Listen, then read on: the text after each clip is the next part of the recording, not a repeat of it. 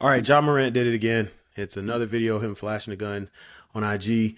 I'm not one of those people that's going to get on here and destroy the young man. I believe he's 23, 24. He still has a lot of things to learn. When I was 23, 24, I didn't make a lot of great decisions, but I am in the player development field. And player development, I define it as enhancing the experience of a student athlete through intentional and holistic initiatives. And so I'm going to talk about intentional things to help them. Number one, let's get started right off the bat. Number one, there's going to be some type of conduct contract where he's going to have to meet these things. Now, the NBA is probably going to suspend him. I've heard up to 25 games, different things like that. But as an organization, if I'm the Memphis Grizzlies or if I'm working around him, there's got to be a conduct contract. Now, once again, conduct, as you all know, some of y'all, owning a gun is not illegal, but there are conduct and guidelines that you have in place based off the last situation that happened. And so I've done this before in college football. What a conduct contract looks like is you got to go here and meet here. You got to show up at this. You got to do this weekly. You got to do these things. There's parameters of things to get done. So that would be the first thing. Number two, we would have deep discussions about who to hang with. This is the first time I believe it was his own IG. This time it's one of his friends.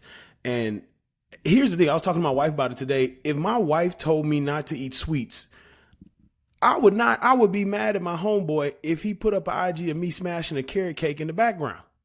You know, there has to be some type of awareness of just what can be lost by the people around you.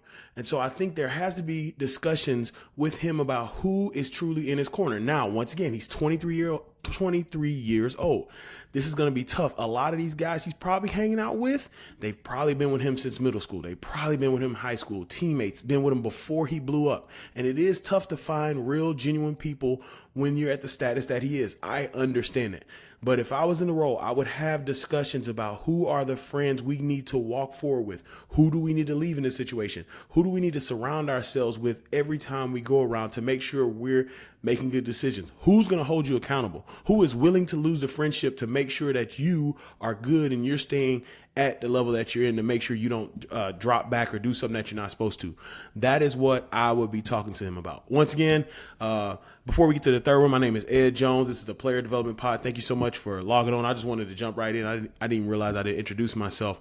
Once again, it's Player Development Pod. Player development is defined as the enhancement of the athlete experience through intentional and holistic initiatives. And so my whole career was based on helping athletes off the field in situations like that.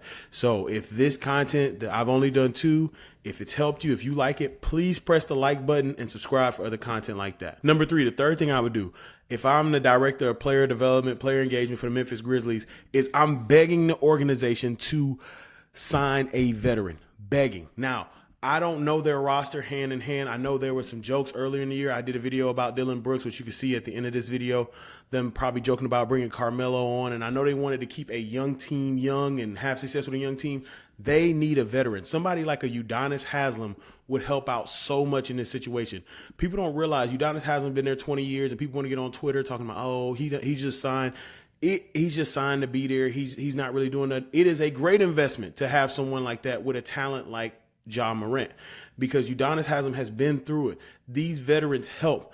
This is a young team. They're going to make young decisions. They're going to make young choices. They're going to do things that young people do, unfortunately. So getting them around vets who are there on the road with them every single game, who are with them during the offseason, a young player, this is what you need to do. This is what you need to do. This is how you get it done. This is how you stay in the league long.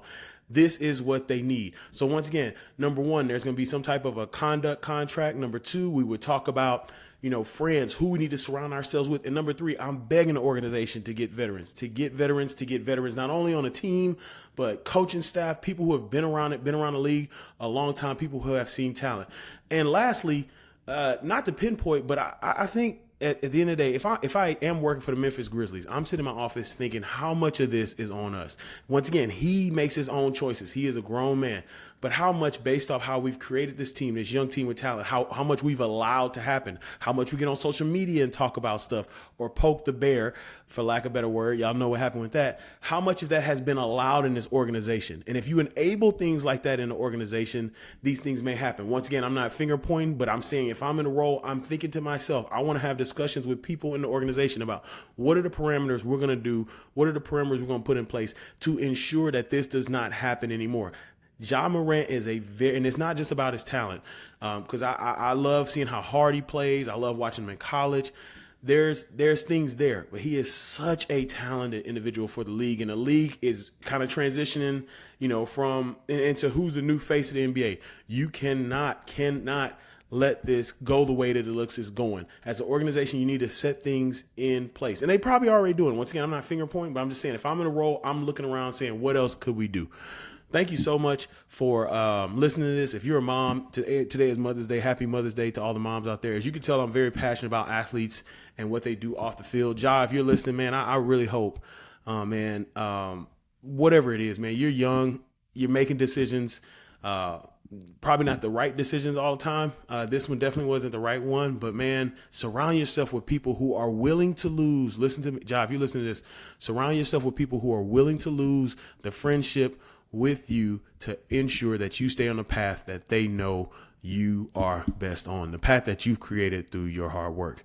Also, if you're on the Memphis Grizzlies staff and you heard this podcast, look, I'm willing to help. I have many years in player development. I can come in and help y'all set up a plan to help this young man, to help the other players on your team with the player development stuff, with enhancing the athlete experience off the field. Hit me up. I'm not hard to find, as Coach Prime says. So yeah, if you're with the Memphis Grizzlies, reach out. Let's work together. Let's make it happen. Let's ensure that this young man reaches his full potential. Check out the videos here. Dylan Brooks, check out What is Player Development. Once again, if you've heard anything during this podcast that you like, please like and subscribe. Have a great day, and ensure you're surrounding yourselves with people that will help you get to the greatest level of your life.